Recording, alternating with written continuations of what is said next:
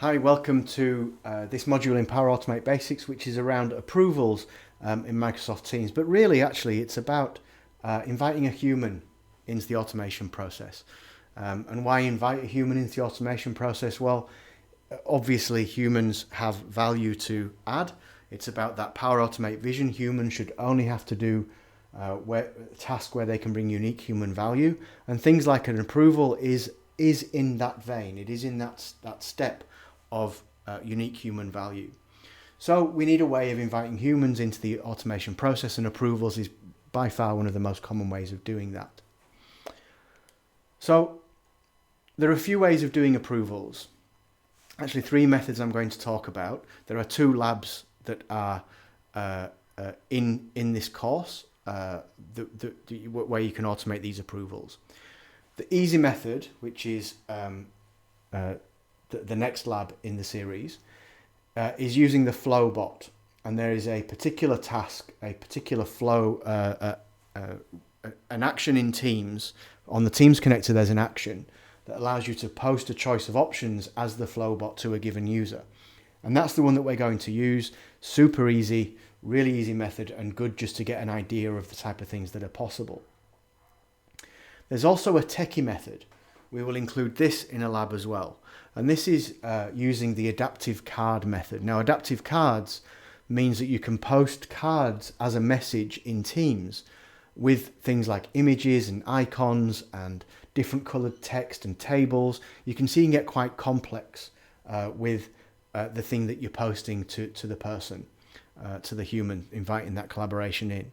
So you can get really techie with these adaptive cards and create a nice experience that's beyond the just posting a couple of options. There's a designer that's online that you can go and build the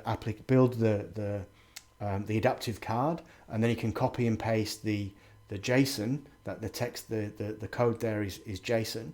Copy and paste that into the flow action, the Teams connector action, and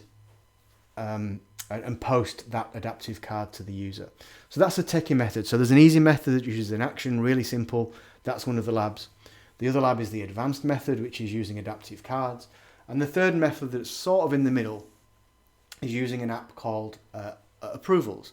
There is an app from Microsoft, historically part of the SharePoint suite, but now it's its own app inside Teams called Approvals. And this Approvals app actually generates these approvals, and it has some nice functionality around, everyone must approve it before it's approved. There are a couple of connectors. There is one connector and a couple of actions that you can use. So you can create an approval, you can start and wait for an approval to happen, or you can be waiting for a particular approval to be actioned. So you can really build some nice little workflows by leveraging the Approvals app. And I see this as the middle method. So there's a few ways of doing the same thing. Very, very useful to think of an approach of how to approach your approvals. One other topic just to mention around bringing a human into the process is just mentioning Power Virtual Agents here. So Power Virtual Agents, you create these chatbots that can interact with human colleagues, and then can initiate a Power Automate flow based on the answers provided to the bot from the human. Now, of course, you can give humans a selection of things. It's a really simple user interface. There's a course on here about Power Virtual Agents and Power Automate together. Go and have a look at that.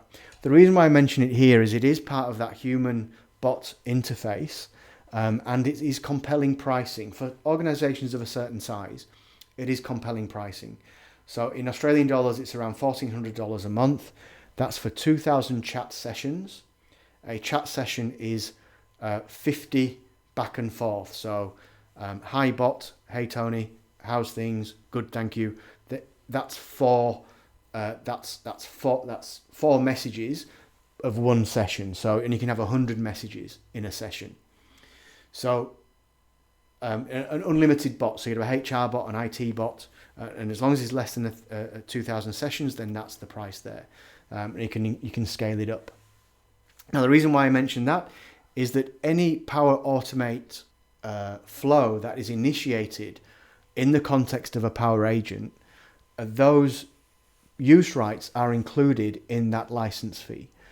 So it could be if chatbots are strategic to you, then of course go and do our Power Virtual Agents course, but also consider that this could be a strategy for your automation as well, in that you can save a lot on license fees for Power Automate by using virtual agent use rights.